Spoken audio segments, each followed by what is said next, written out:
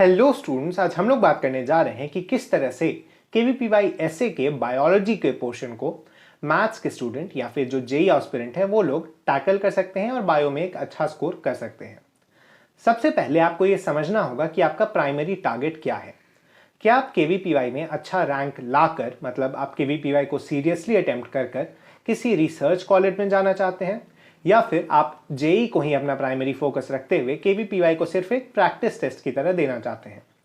तो अगर आप फर्स्ट कैटेगरी में आते हैं, मतलब आपको एक अच्छा स्कोर, एक अच्छा रैंक चाहिए, तो आपको बायोलॉजी में कम से कम 15 to 17 मार्क्स टारगेट लेकर चलना ही चाहिए। अगर आप दूसरे कैटेगरी में आते हैं तो आप बायो में 9, 10, 11 मार्क्स लाकर भी कट ऑफ को आसानी से क्लियर, मतलब इस एग्जाम को भी क्लियर कर सकते हैं। तो हम लोग बात करते हैं कि आपको कौन कौन से रिसोर्सेज यूज करने चाहिए एज अ मैथ स्टूडेंट। तो बायो पर, क्योंकि आपको अपनी जेई की प्रिपरेशन भी करनी है, तो बायो पर आप बहुत ज़्यादा टाइम नहीं दे सकते हैं। इसके लिए मैं रिकमेंड करूंगा कि आप सबसे पहली शुरुआत क्लास 9th और 10th की एनसीईआरटी से ही करें। आप अगर क्लास 9th और 10th की एनसीईआरटी पूरी कर लेते हैं तो आपको 7-8 मार्क्स तक आ जाना चाहिए। उसके बाद मैं कहूँगा कि आप मेरी जो वीडियोस आ रही हैं बायो के अलग अलग टॉपिक्स के ऊपर, उन्हें कवर करने की कोशिश करें। मैंने उनमें बहुत ही डिटेल वे में जो स्पेसिफिकली एग्जाम में पूछे जाने वाले टॉपिक्स हैं उन्हें कवर किया है। तो अगर आप उन्हें देख लेते हैं तो आप 12-13 मार्क्स तक ला सकते हैं। अगर आपको उससे भी ज़्यादा स्कोर करना है और आप एक अच्छी प्रिपरेशन चाहते हैं तो मैं रिकमेंड करूँगा कि आप क्लास 11th और 12th की एनसीईआरटी को भी थोड़ा बहुत रीड करें। स्पेशली ह्यूमन सिस्टम्स वाले जो चैप्टर्स हैं, या फिर प्लांट फिजियोलॉजी वाली जो चैप्टर्स हैं, और जो जेनेटिक्स का चैप्टर है, उन तीनों को आप अच्छी तरह से एक बार पढ़ें क्लास 11th की एनसीईआरटी से। और अगर आप इतना कर लेते हैं तो आप 17-18 मार्क्स आराम से स्कोर कर सकते हैं।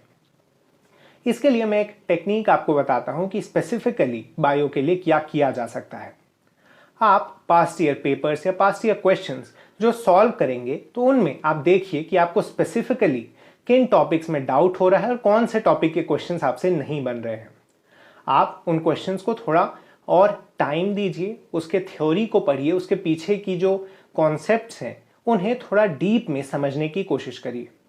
मान लीजिए कि आपको जेनेटिक्स का कोई पोर्शन समझ में नहीं आ रहा है, जेनेटिक्स के बार बार जो क्वेश्चंस आ रहे हैं वो आपसे नहीं हो रहे हैं। तो सबसे पहले आप क्लास 9th और 10th में जो जेनेटिक्स का पोर्शन था वो पढ़िए, फिर आप मेरी वीडियोस थोड़ा देखिए जेनेटिक्स के ऊपर, और उसके बाद भी अगर आपसे वो क्वेश्चंस नहीं बनते हैं तो आप जाकर क्लास 12th में जो जेनेटिक्स का पोर्शन है उसे एक बार रीडिंग दीजिए और समझिए कि किस पोर्शन से क्वेश्चंस आने की प्रोबेबिलिटी ज़्यादा है। अगर आप ये स्टेप्स फॉलो करते हैं तो मैं गारंटी के साथ कह सकता हूं कि आपको एक अच्छा स्कोर आएगा बायो में, और भले आप सीरियसली दे रहे हों या नहीं, आपको केवीपीवाई में भी एक अच्छा रैंक मिल जाएगा। बायोलॉजी सबसे आसान पार्ट्स में से एक है केवीपीवाई का, और आपको पूरी तरह से कोशिश करनी चाहिए कि आप जितना ज़्यादा स्कोर कर सकते हैं यहाँ, आपको उतना ज़्यादा आ जाए। Thank you.